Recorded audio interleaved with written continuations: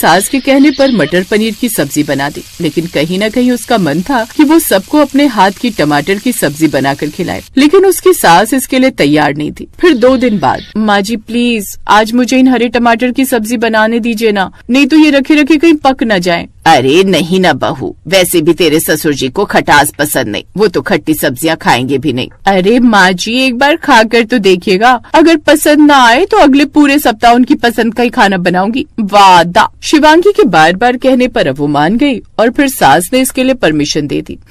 ठीक है, और अगर उन्हें पसंद आ गई तो तब आप वादा कीजिए कि आप रोज दोपहर में मुझे किचन में प्रयोग करने देंगी। हे भगवान, ये अभी भी नहीं सुधरी। अच्छा ठीक है, बना लेना। अब जाओ और शाम को अपनी ये हरे टमाटर की सब्जी बना लेना। फिर शाम के वक्त, अरे माँ तुम चिंता मत करो, ऐसी सब्जी बनाऊंगी ना इन टमाटर की कि अगली बार भी ये लोग कहेंगे कि यही बनाओ। हाँ अच्छे से मसाले डाल लेना और सुन, टमाटर को सही से काट लेना।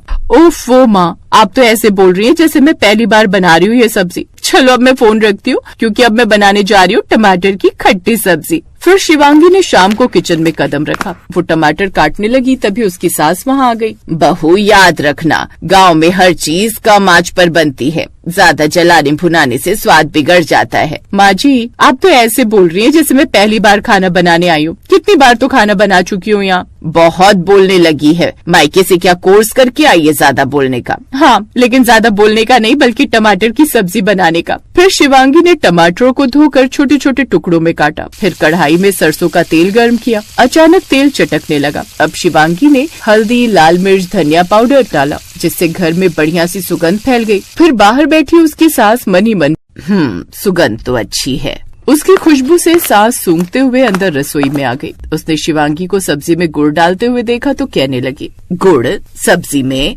जी माँ जी, थोड़ा गुड़ खटास को संतुलित कर देता है और इसका स्वाद दुगना हो जाता है। ना जाने क्या क्या नए प्रयोग करती रहती है। अब जो भी है जल्दी बना, मेरे पेट में चूहे कूद रहे। फिर सास वहाँ से चली गई और शिवांगी ने कढ़ाई में हरे टमाटर गिराए और धीमी आंच पर पकने दिया। तभी बाहर उनकी पड़ोसन रमा उनके घर आई। अरे गोमती, शिवांगी बहू मायके से आ गई क्या? हाँ, लेकिन तुझे कैसे पता? अरे तेरी किचन से बाहर तक बड़ी अच्छी खुशबू आ रही है, उसी से तो मैं यहाँ खिंची चली आई। अब तेरे बनाए हुए खाने में तो वो स्वाद आता नहीं जो शिवांगी बहू के बनाए हुए खाने में आता है। बाहर तक बहुत बढ़िया ही खुशबू आ रही है। तू भी न रमा, कभी नहीं सुधरने वाली। अरे शिवांगी बहू, खाना बन गया तो ले आ। अब तो रमा भी आ गई, सब्जी बन गई हो तो तू भी आकर खा ले। कुछ देर बाद शिवांगी बाहर आई। अगर सब्जी बन गई है तो ला दे, अब तो मुझसे रुका ही ना जा रहा है। अरे आंटी जी, सब्जी की क्या बात है, अब आप आई हैं तो सब्जी रोटी खा कर ही जाना, मैं अभी आपके लिए सब्जी डाल देती हूँ। अब उसने सबके लिए खाना लगा दिया।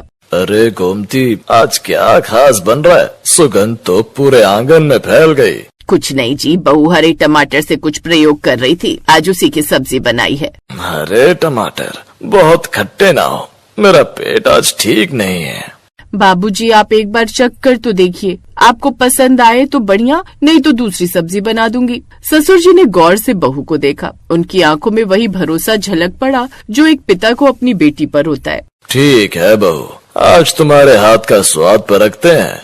सबसे पहले ससुर जी ने कौर उठाया। सभी उनकी ओर देखने लगे जैसे कोर्ट में जज फैसला सुनाने वाले हो। बहू, ये स्वाद कमाल का है। सास की आंखें खुल गई। सच में? हाँ, खटास बिल्कुल संतुलित, हल्का मीठा, मसालेदार। अरे गोमती, ऐसी सब्जी तो मैंने बिल्कुल भी नहीं खाई। वाह, ये तो मजेदार है, सचमुच में बड़ी स्वादिष्ट है। वाह बहू, आज से तुम्हें हर दोपहर प्रयोग करने की आजादी है। तुम तो हमारी रसोई में नई जान भर दोगी। मुझे तो बड़ी पसंद आई तुम्हारी ये बनाई ये खट्टी मीठी सब्जी। सास और बहू के बीच महीने से एक हल्की दूरी थी। मायके जाने के बाद सास को लगता था कि बहू अब बदली बदली है, पर आज इस सब्जी ने सब